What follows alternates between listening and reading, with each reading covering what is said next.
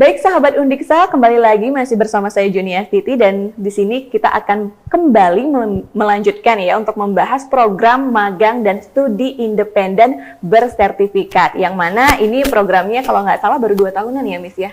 Baru setahun. Baru setahun gitu ya, sekarang akan jalan 2 tahun gitu di tahun ini.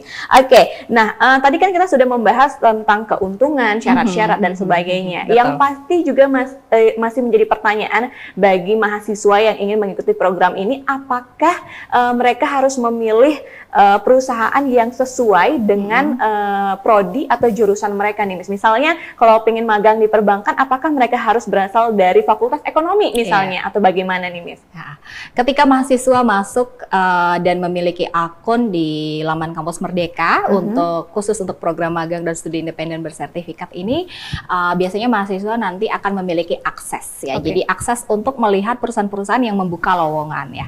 Nah, di beberapa perusahaan itu ada yang melampir atau mencantumkan sangat spesifik untuk prodi atau kompetensi apa yang dibutuhkan untuk kandidat yang akan magang atau melakukan studi independen di perusahaannya.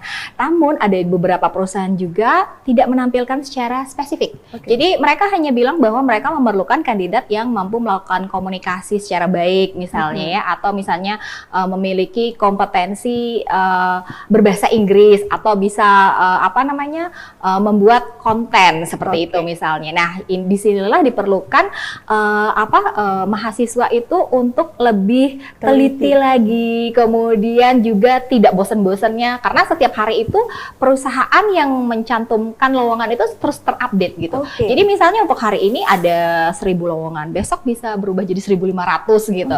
Dan mahasiswa itu boleh loh melamar lebih dari satu.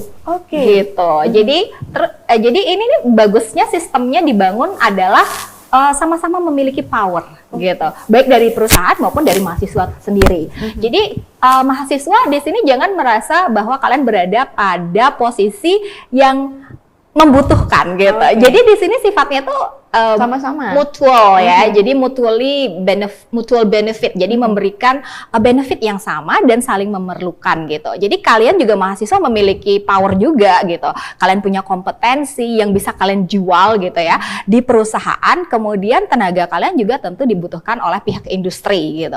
Nah, ketika kalian melihat lowongan-lowongan, kalian bisa baca dengan teliti dan baik, karena di beberapa lowongan itu kompetensi yang dibutuhkan itu tidak hanya spesifik di bidang ilmu kalian saja. Siapa tahu ternyata selain kalian misalnya belajar di prodi science misalnya ya, matematika atau kimia, tapi kalian ternyata punya talent yang lain, kalian suka main YouTube atau bikin konten. Jadi misalnya dibutuhkan konten kreator, kalian punya portofolio yang baik dengan itu.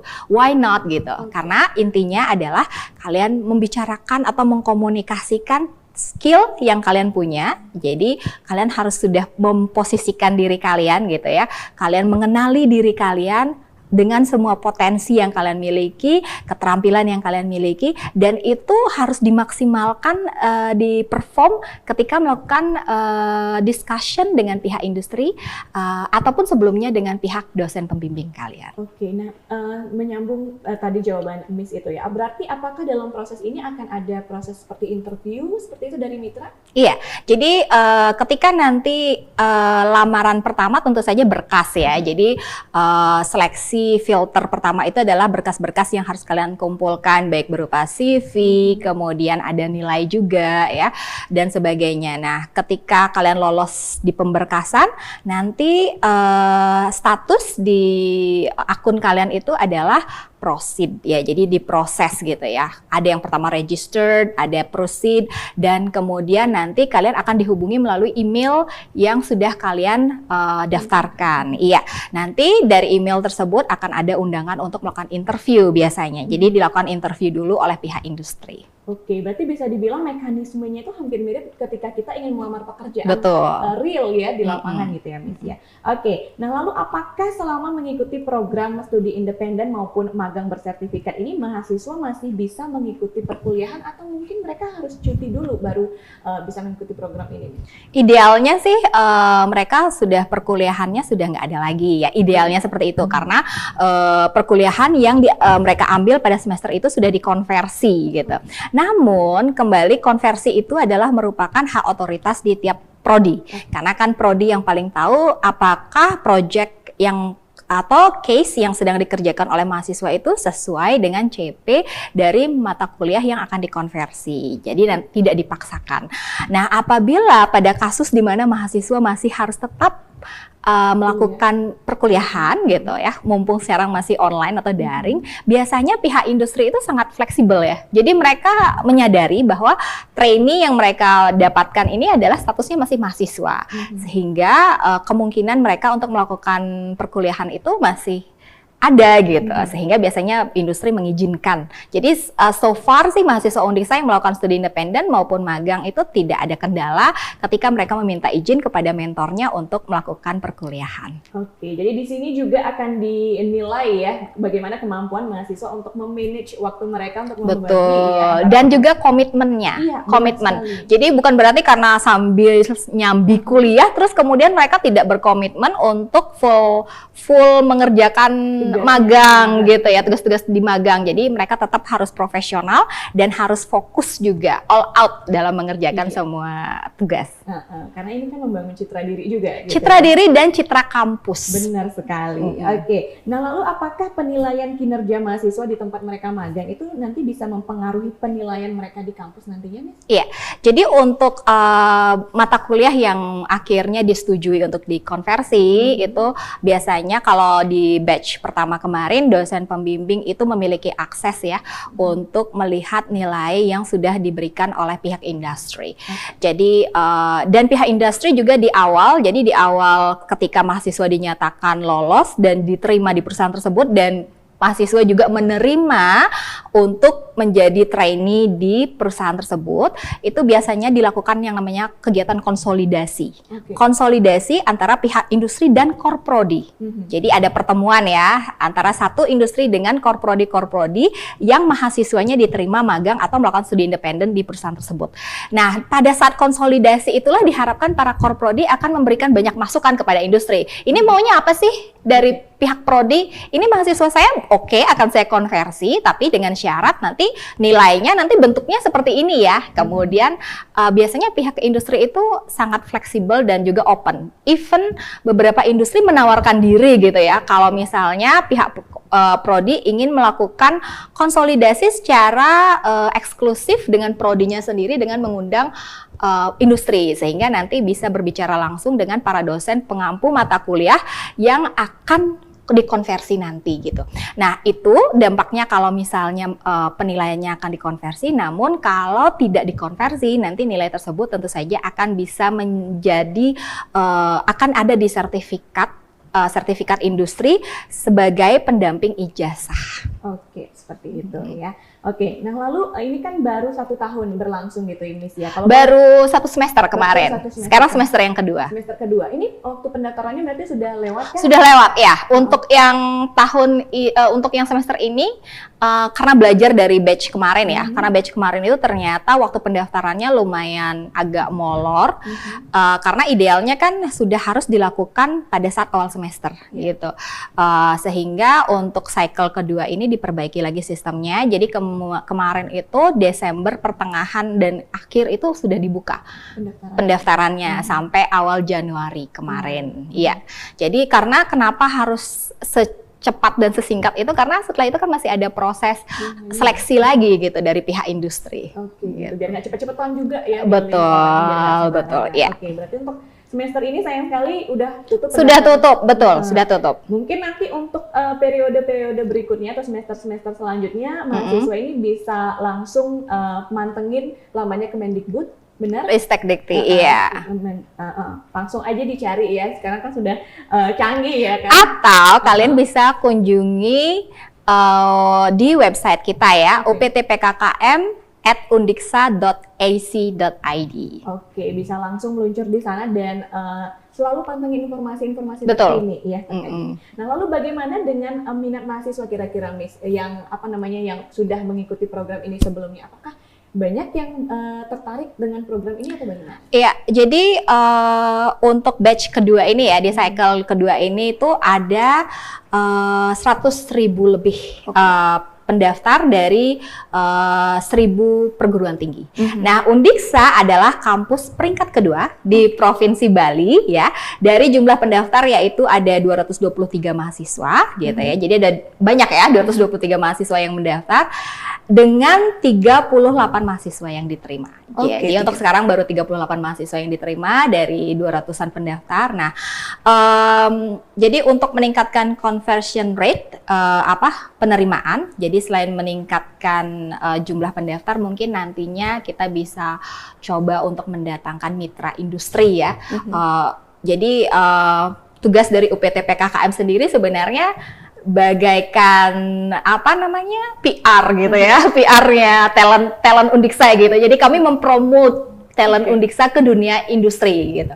Untuk memperkenalkan, kemudian mempromosikan bahwa kita punya loh talenta, kita punya banyak fakultas, kita ada fakultas olahraga dan kesehatan, kita punya kedokteran, kita punya bahasa, kita punya sains, teknik gitu. Jadi mungkin nanti dari sana kita bisa meningkatkan jumlah mahasiswa kita. Oke, nah itu kan cara untuk menjalin relasi dengan mitra gitu ya. Nah, lalu bagaimana upaya untuk menarik minat mahasiswa mungkin untuk mengikuti program ini, baik itu magang ataupun studi independen bersertifikat? Karena kan ini hal yang penting ya untuk mendukung program Merdeka Belajar Kampus Merdeka.